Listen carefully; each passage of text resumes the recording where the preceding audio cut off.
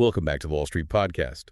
Today, we're diving into the latest U.S. equity strategy update from Goldman Sachs. That's the one led by David Kostin's team, released this September with data right up to September 4th, 2025. Exactly. It's comprehensive, covers everything from the macro view and earnings to AI, valuations, flows, the whole 9 yards. 8 key areas in total. Our job today is, well, to pull out the actionable insights for you. Okay, let's start with the big one, the S&P 500 outlook. Goldman is looking at 6,900 for the next 12 months. Correct. That's based on projected EPS of $262 for 2025, then $280 for 2026. And crucially, they expect the forward PE multiple to hold steady at 22x. 22x is quite punchy. What's underpinning that confidence, especially regarding rates? While the Fed path is key, they see the funds rate stepping down from 4.3% now to about 3.1% by late 2026. So cuts starting soon, September, October, December this year. That's the projection, followed by quarterly cuts next year, March and June. Historically, the market response to that first cut after a long pause is interesting. A median 5% gain over 12 months. But, and this is a big but, it really depends if we dodge a recession or not. The outcomes diverge significantly there. Right. Context is everything. Now, what about market breadth? I hear it's narrowing quite sharply. It really is. While the main S&P 500 index and the big tech names, the Magnificent Seven, are near highs. The average stock isn't doing so well. Exactly. The median Russell 2000 stock is down 19% from its highs. Even the median S&P 500 stock is down 7%. That tells you the rally isn't very broad-based. And that concentration, it's mostly those Magnificent Seven: Apple, Amazon, Google, Meta. Microsoft, NVIDIA, Tesla. Yes. They now make up a staggering 34% of the S&P 500's market cap. Wow. And their valuation reflects that. Definitely. They're trading at a 30x forward PE compared to around 20x for the other 493 stocks. But interestingly, their year-to-date performance is basically matching the rest of the index, both around 11%. That's right, which, makes you wonder about value and where future growth might come from beyond just those giants. So given that 22x overall PE, what are the potential scenarios Goldman sees for year-end 2025? Let's say Q&A Module 1. Okay.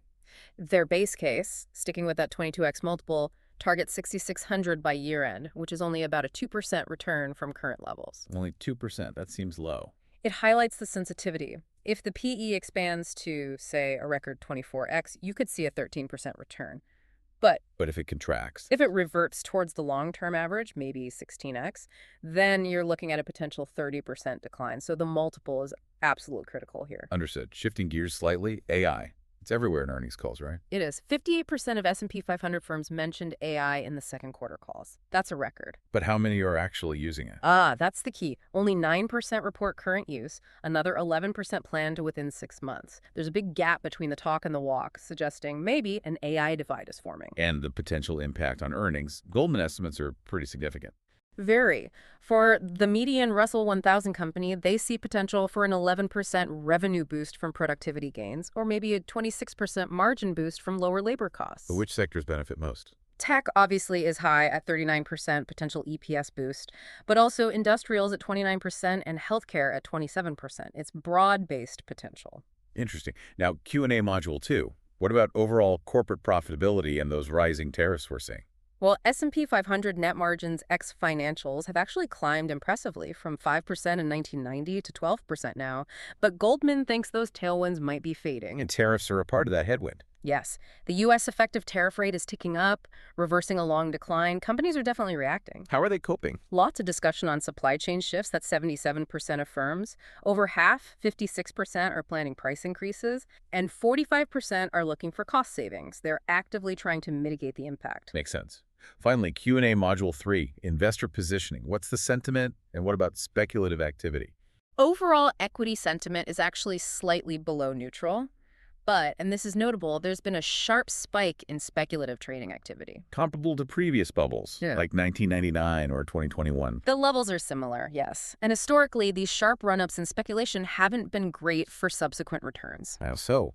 For example, the average 3-month S&P 500 return after such spikes is only 2%, compared to 7% unconditionally.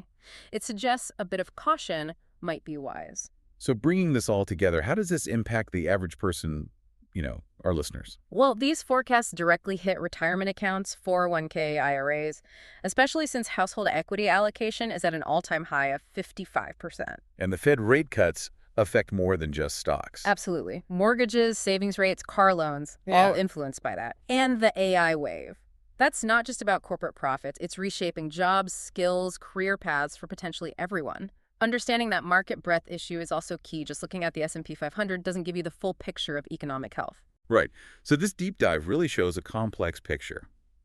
Robust headline returns, yes, but underneath you've got narrowing breadth, high valuations relying on that PE multiple, AI disruption just beginning, and companies navigating new tariff realities. Exactly.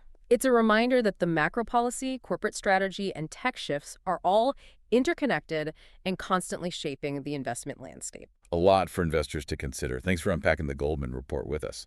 For you listening, think about how these dynamics might influence your own strategy as we navigate the months ahead.